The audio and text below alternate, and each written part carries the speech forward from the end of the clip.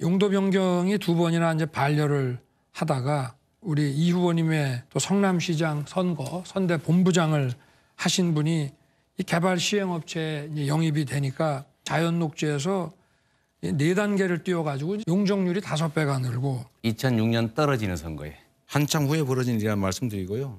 저는 연락도 잘 안 되는 사람이 말씀을 일단 드리고. 인섭이 형님은 요새 만납니까? 형님, 네, 가끔 됩니다. 뭐 재판하고 계셔서. 뭘 또 있어? 또 걸렸어? 말씀을 아이고 잠깐 한번 얘기하면 좀 소식을 못 들어서. 내가 정 실장한테는 잠깐 전달하라고 했었는데. 자, 백현동 개발 특혜 의혹. 용도 변경이 4단계나 점프해서 올라가고 그리고 또 주거지의 비율이 상당히 확대가 되면서 민간 개발업자의 이익이 극대화됐던 그런 의혹이었죠. 자, 이 백현동 개발 특혜 의혹의 핵심 로비스트로 지목됐던 김인섭 씨에게 대법원이 유죄를 확정했습니다. 자, 법원에서는 이 김인섭 씨의 부정한 청탁이 있었다는 것을 인정했고요. 이것은 물론이거니와 정진상 전 실장 그리고 이재명 대표와의 특수한 관계 이 점도 인정을 했습니다. 지금 그래픽으로 보고 계시지만 정바울 민간 개발업자가 이 원하는 사안을 이루기 위해서 김인섭 씨를 영입하죠. 자, 그러면서 70억 원대의 뇌물을 제공합니다. 그 이후에 정진상 씨를 거쳐 이재명 당시 성남시장까지 어쨌든 성공한 로비로 결론이 났던 그런 사건입니다. 자, 일단은 법원에서 인정한 부분이 상당합니다. 그렇죠? 네, 맞습니다. 이번에 이재명 대표가 공직선거법 위반으로 1년형을 받을 때에도 백현동 사건이 연결이 되어 있었는데요. 당시 이재명 대표는 백현동에 있어서의 용도 변경이 사종 상향이 된 것이 박근혜 정부의 국토부로부터 협박을 받았기 때문이다라는 이야기를 했던 것이 허위사실 공표로서 기소가 되었고 이번에 유죄 판단을 받았습니다. 그 이유를 보면은 조금 아까 영상에서도 당시 윤석열 대선 후보가 질의하신 내용들을 보셨지만 김인섭이라는 사람이 당시 개발업자 정바울로부터 로비스트로서 채용이 되고 그 이후에 성남시로부터 갑작스러운 용도 변경 사종 상향이 이루어졌다는 것에 대해서 김인섭이 이재명의 최측근이었기 때문에 이러한 청탁을 들어준 것이 아닙니까? 라는 의혹이 있었던 것이죠. 그것을 차단하기 위해서 그것이 아니라 나의 최측근과의 문제가 아니라 당시 박근혜 정부의 국토부로부터의 협박이 있었던 것이다 라고 말을 돌렸던 것이 유죄로 판단이 된 것인데 네. 그 김인섭 씨가 개발업자로부터 77억 원을 받았다는 것에 대해서 징역 5년 그리고 추징금 63억 원이 이제 선고가 된 것이죠. 대법원에서의 결국 확정 판결이기 때문에 이 사건은 이재명 대표의 공직선거법 그리고 또 지금 아직 심리가 시작되진 않았습니다만 백현동 사건에 있어서도 배임으로써 기소된 부분이 있습니다. 여기에서 굉장히 불리한 정황으로 인정이 될 것으로 보입니다. 네. 자, 그런데 중요한 건요. 이번에 대법원의 판결, 그러니까 이 사건은 로비스트 김인섭 씨에 대한 사건입니다. 그렇기 때문에 정바울 씨로부터 영입되어서 이 로비를 진행했을 때 정진상 실장까지 간 것, 그러니까 김인섭 씨가 성공한 로비의 마지막 점이 지금 정진상 씨까지입니다. 왜냐하면 이재명 대표는 별도의 또 재판을 받고 있기 때문에 지금은 김인섭 씨의 사건만 결론이 난 것이고 향후에 이제 이재명 대표와 연결이 돼 있는지 바로 물음표가 찍혀 있는 저 구간이죠. 이거는 이제 이재명 대표에 대한 재판에서 밝혀지게 되겠죠.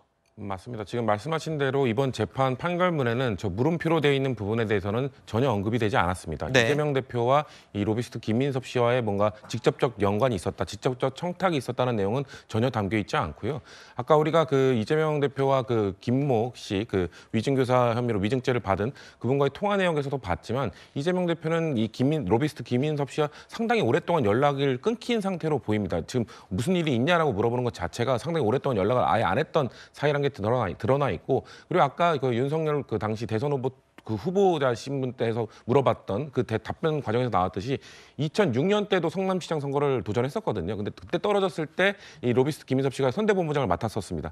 그 연을 그 매개로 해서 뭔가 계속 로비를 하고 다닌 것이 이름을 팔고 다닌 것이죠. 그렇기 때문에 아직까지 이재명 대표와의 연관성은 전혀 드러난 것이 없기 때문에 뭐 재판에 영향을 준다 이런 것들은 저는 너무 섣부른 판단이다라는 말씀드리고 싶습니다. 네, 하지만 이번에 대법원에서는 김인섭 씨와 정진상 씨 그리고 이재명 씨 이 세 사람의 특수 관계가 있었다는 점은 분명히 인정을 하고 있습니다. 그래서 이 김인섭 씨에 대한 대법원의 판결이 이재명 대표의 백현동 관련 재판 이제 앞으로 진행되고 될 텐데요. 이 백현동 관련 재판에는 영향을 미치지 않겠냐라는 법조계의 의견이 나오고 있습니다. 먼저 이재명 대표의 목소리 들어보시죠. 백현동 개발사업에 특혜를 줬다고 생각하시는 걸 이걸 가지고 만약에 안 해주면 직무유기 뭐 이런 걸 문제 삼겠다고 협박을 해서 목표를 정해놓고 사실과 사건을 꽤 맞춰간다는 생각을 버릴 수가 없었습니다. 용도 변경을 조건으로 땅을 팔았으면서 용도 변경 전 가격으로 계약한 식품연구원이나 이를 승인한 국토부가 진짜 배임죄다 이런 얘기를 해드렸습니다. 그러니까 대법원에서는 김인섭 씨가 이재명 대표에게 직접 청탁을 했는지에 대해서는 판단하지 않았습니다. 다만 정진상 씨에게 로비를 한 것, 그리고 결과적으로 이 로비가 성공한 것, 이걸 모두 대법원이 인정을 한 것인데요. 어쨌든 이재명 대표의 백현동 관련 재판에서는 이 앞서 있었던 선거법 위반, 국토부의 압박이 있었다 없었다에 대해서 유죄를 지금 선고하지 않았습니까? 그러니까 백현동 사건과는 연관성이 있어요. 그렇죠? 100% 당연히 있죠. 그리고 대법원의 최종적인 결정은 이제 정황 증거가 아니라 명백한 어떤 증거로 이제 인정이 되는 거거든요. 그렇기 때문에 지금 현재 일단 1심이 끝난 공직선거법 관련해서 국토부가 협박을 했다 이게 아니라 결국은 김인섭 씨 부당한 이런 로비 의사가 있다는 게 이제 입증이 이제 된 것이고 그다음에 대장동과 더불어서 지금 재판받고 있는 이런 백현동 배임건에 관련해서도 지금 현재 백현동 관련된 배임이 이제 용적률을 이제 4단계나 종상향했다는 거 그리고 아시아 디벨로퍼에서 성남 도계공을 빼고 하는 거 그다음에 또 이제 그 원래는 임대 100%였는데 나중에 이제 분양 90% 바꿨다는 이 3가지 이슈가 사실은 최종적인 결정권자는 결국은 당시에 성남시장이었던 이재명 대표거든요. 그렇기 때문에 김인섭 씨의 이 최종적인 결정은 직접적인 이재명 대표 로비를 떠나서 결국은 최종 결정권자의 책임으로 밖에 갈 수밖에 없을 것 같습니다. 네, 지금 말씀하신 것처럼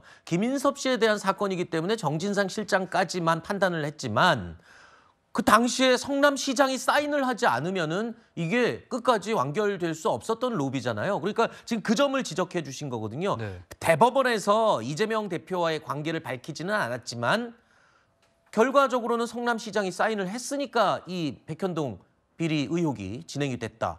그렇게 따진다면 이재명 대표의 재판에도 영향을 있을 수 있다. 이 말이잖아요. 근데 저는 영향이 있다면 오히려 정치적 도의적 영향이 먼저인 것 같아요. 그러니까 사실 부인할 수 없는 것은 이게 타당한 사업이었냐 했을 때 뭐 급격한 용도 변경이나 또 초고도 옹벽이라든지 임대주택이 확 준다든지 민간업자의 수익이 너무 크다든지 이런 것들로 봐서는 이제 타당한 사업은 아닙니다. 일단 정책 실패에 해당하는 것이고 두 번째는 이제 김인섭 씨에 대한 판결로 보이는 건 이제 비리로 얼룩져 있다. 그리고 정진상 실장까지는 이제 관여가 돼 있다. 이거는 이제 나오는 것 같은데 물론 이제 이재명 당시 성남시장이 결재를 했기 때문에 주요 국면에서 이걸 넘어갈 수 있었겠죠. 근데 그 결재 행위가 어느 정도였는지 혹은 이제 이것도 사실 이재명 대표한테 좋은 일은 아니겠지만 정확하게 어떤 의미인지 잘 모르고 결재를 했다거나 이런 부분들은 이제 더 고려를 해봐야 될 상황인 거거든요. 네. 그래서 현 단계에서 그것까지 단언할 필요는 없을 거라고 저는 보고 저는 이게 사법부 판결은 어차피 나게 돼 있어요. 근데 좀 우리 사회가 그 법적이지 않은 부분에 대해서도 좀 따져보면서 다시는 이런 개발이 없도록 하는 거 네. 이게 오히려 더 중요한, 더 우선의 숙제가 아닌가 싶습니다. 일단 김수민 평론가님 얘기는 물론 시장의 승인이 있었으니까 이게 진행이 된 건 맞다. 하지만 그게 뭔지 자세히 모르고 사인했을 수 있다. 지금 이 논리를 아마 다음 재판에서 강하게 주장을 할 것으로 예상이 돼요. 그러니까 정진상 실장이 알아서 모든 거를 했지 이재명 시장, 당시 시장은 나는 몰랐다라고 네. 강력하게 주장을 할 게 지금 명백하죠. 아마도 이재명 대표 입장에서는 그런 식으로 변론 전략을 짤 것으로 보이는데요. 이번에 대법원 판결에서 결국에는 김인섭이 정진상에게까지는 로비가 성공했다는 것을 인정을 했죠. 그렇다면 정진상은 당시에 성남시청에서 어떠한 역할이었냐. 이재명 대표가 성남시장으로 들어가면서 어공으로서 같이 들어갔던 거예요. 그래서 정책비서관이라는 직을 가지고 결과적으로는 성남시에 있어서의 어떤 시정을 함께 했었던 이런 역할을 했었던 것인데 김인섭 씨의 판결문을 보면은 이재명이란 이름이 11번이 언급이 됩니다. 그리고 문제는 김인섭, 이재명, 정진상이 특수관계라는 내용이 이 판결문에 명확하게 나와요. 이런 네. 부분들을 봤을 때는 일단은 이번 판결은 정진상까지의 연결고리에 대해서 판단한 것이고 이재명 대표까지는 판단하지 않는 것이 맞습니다만 결과적으로 굉장히 불리한 증거로서 이게 효과가 있을 것이다. 그렇게 보입니다. 네. 지난 25일에 있었던 이재명 대표에 대한 위증교사 혐의 1심 무죄가 나왔죠.